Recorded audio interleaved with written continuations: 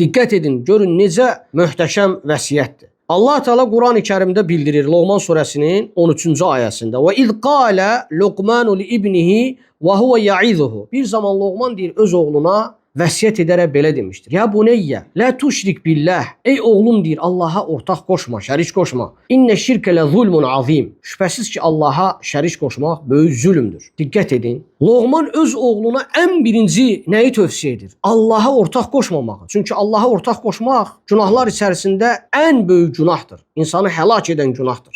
İlk olaraq aşıladığı tövsiyə nədir? Tövhiddir. Tövhidi aşılayır. Və sonra diqqət edin, növbəti ayədə Allah Teala buyurur: "Və vassaynal insana bivalideyhi." Biz insana valideynləri ilə yaxşı davranmağı əmr etdik. Hamalatu ummuhu vahnan ala vahnin. Onun anası deyir, onun bətnində, yəni çətinlik çəkə-çəkə, hansı ki deyir, zəiflik üstünə zəiflik gələrək daşımışdır.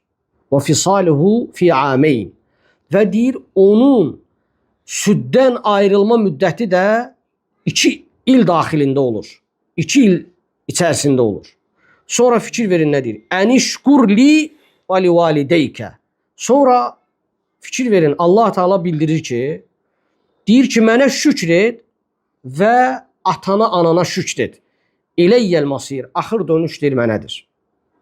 Diqqət edirsiniz.